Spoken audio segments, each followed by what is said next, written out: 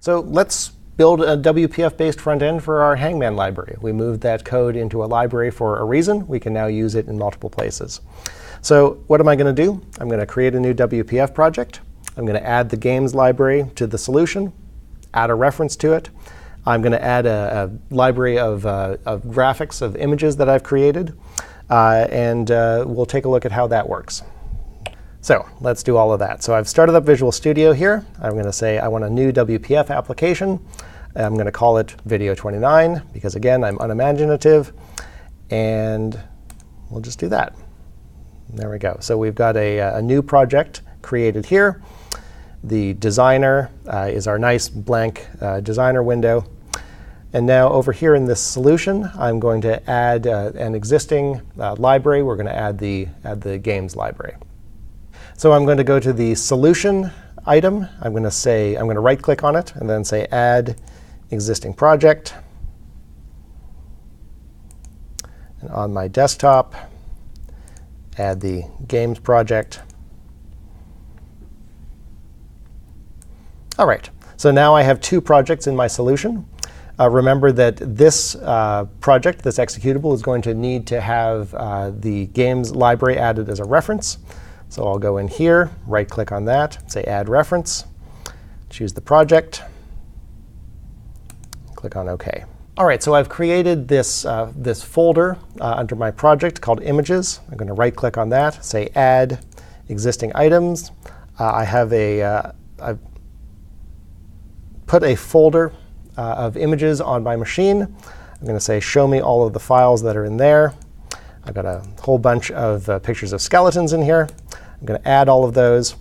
And now these all show up in Visual Studio. So these are now all elements of my project.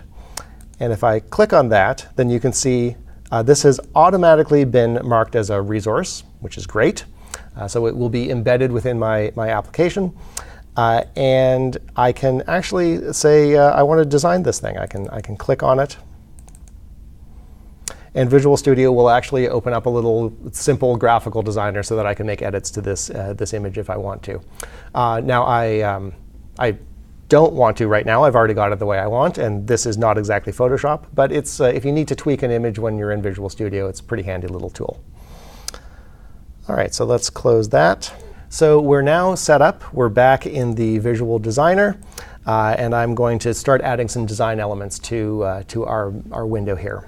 So I'm going to add a few elements. I'm going to add an image element here. I'm just going to drag that in here. Resize that so that it's towards the edges and so that it's the same height as the window. And I'm actually going to go into the XAML here. And I'm going to look at this and say, OK, how is this aligned? Well, it's aligned to the left. It's got a particular height. It's got margins. It's got a particular width. I'm going to edit the width here. I'm going to say that the width is 200. And I'm going to say that the height, I'm going to change this to auto. Over in the Properties window, I'm going to click on this source element over in the Properties. And you'll notice here that it gives me this very handy little drop-down that says, oh, I assume that you're going to want to set this image to one of the images that you have already embedded as resources in your program. So Visual Studio is helping you out here. So I'm going to say, yeah, I want this to be the graphic associated with that image. And that looks really good. I'm also going to create two labels. I'm going to put a label right here. And I'm going to change the name of that label from label to message. All right. And I'm going to change the content to welcome to Hangman. All right, there we go. And I'm going to create another label over here. And I'm going to call that Word. And I'm going to make it say Hangman, just as a placeholder. Now, there's a few more things we can do with these labels here. I can resize them. I want this one to be sized nicely with respect to the borders of our window and to the graphical element that we've just created here. Same thing with this one. I'm going to resize that nicely like that and like that. Great. So we've got these two labels. They're much bigger than they need to be, but we've got space to burn here. What else am I going to do here? I want to change the font sizes here. So in the window, in the label that's going to display the word, I'm going to say that the font should be, I'm going to make this Courier, because I'm old school.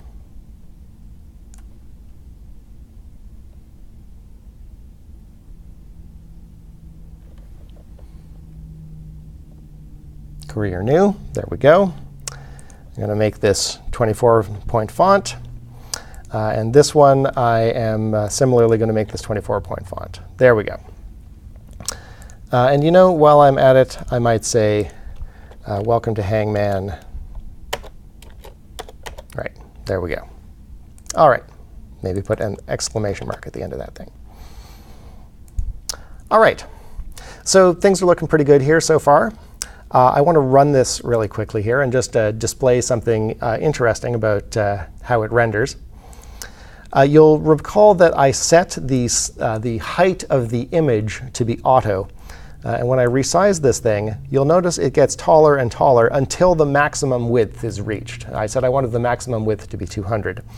So that's kind of a nice little feature.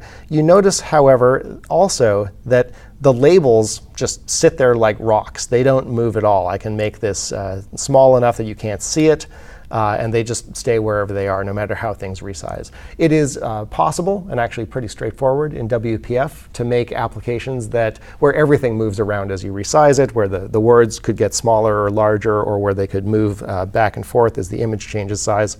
You could use grid controls to do that. There's a bunch of different techniques for it. Again, we are covering only the very basics of WPF in this course, and see a course that's specifically about WPF to learn how to do that and all kinds of other interesting graphical techniques. Now let's take a look at the code that we would write in C#. Now that we've got the graphics the way we want them, we can put some code in the XAML.cs file for our main window. And I've already pasted some code in here. This is not the code that was generated automatically. And we'll just go through that. So first of all, I've added a using directive here for the games namespace that we have brought along with the games library. So now we can use all of the types that are in there without further qualification. In our main window, I've created a field, private field of type Hangman, called Hangman. You'll see in a little bit why it is that we need this thing to be a field and not a local variable. And then in our main window application, we're going to initialize everything. Then we're going to create a new Hangman object that gets stored in the field. We're going to say, we'll create that with just a new player. We're not going to ask the player for their name. And we'll allow them 6 wrong guesses because I only have a certain number of graphics to show. So by the time we get to the 7th guess, we're already at the last graphic. All right, and then I'm going to say I have 5 event handlers for, as we know, the correct guess, the incorrect guess, win, loss, and so on. And then I'm going to call a special method that I've created here called displayWord. And that's going to take the word that needs to be displayed, and it's going to display it in our word label. So let's take a quick look at that thing here. So what does displayWord do? It says, well, we have a label. It's called word. It has a content property. And I am going to create a new text block. That's going to be the content of this thing. And the text of that text block is going to be, let's join together all of the characters in this word. And with spaces separating them. Now you might wonder, why is it that we have a text block here instead of simply giving it a string? And the reason is this is actually a fun little fact about WPF labels. WPF labels do something special if the string that you hand them contains an underbar. And I'm not going to go into the details of what that special thing is. But because we are going to be using underbars to represent the letters that have not yet been guessed, this control is not going to work properly if we just simply handed the string. If you handed a text block that contains that string, then it says, oh, there's a block of text in here. I'm just going to display it. I'm not going to do anything special with it. There's lots of weird little tricks and tips like that about WPF that you really just have to have a lot of experience with it to learn. All right, so now we have a little method in here, and all it does is take in a string and displays that word. All right.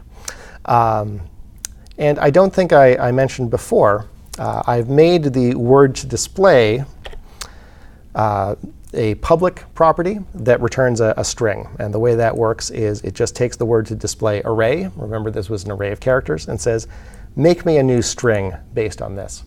And in fact, while we're in this code, why don't we go through some of the changes that I said a couple of videos back that I was going to make to this class. So first of all, we have our public sealed class Hangman. I've made it sealed because I have no intention for anybody to ever extend this thing. I have made an immutable list of string called default word list. So I'm no longer using the read-only collection wrapper. I'm just saying, you know what? This thing, I intend it to be an immutable list. I'm going to surface it as an immutable list. This thing is initialized by calling getWordList. You might recall that earlier getWordList returned a mutable list. I've modified it so that it now returns an immutable list of strings. But it's just the same as it was before. Right? What we do is we get the executing assembly. We get the resource stream out of that thing that contains the list of the words. We read all of it. We split it up into words. And then there's an add range method. So I say, give me the immutable list that is empty, and now return the immutable list that is the empty list with all of these strings added to it. And the result is an immutable list. All right, I've made the random object that this thing is going to use a public static random object. It's a property. I have made the 5 event handlers. Those haven't changed. Those are the same as they were before. I've added a bunch of constructors. So let's take a look at what the constructors are now. We have our player, the number of mistakes allowed. That's as it was. And then the word list. And then the random object. So this version of the constructor will take in the list and a random object, and then it will use that random object to choose an element from the word list. And then everything else is just the same as it was before. I have added another version of the constructor. This one takes the player and the number of mistakes allowed, and the specific word that we would like to use. And it just it says, oh, I'm going to make the word list an empty word list. I've also made this into an instance property again instead of a static property. We'll take a look at that in a minute. And it just stashes away the word there. I've also created 4 helper constructors just to make it easier on the code that's going to do the calling here. So I've created one that is parameterless, and it just picks sensible defaults. It says a new player, 7 guesses.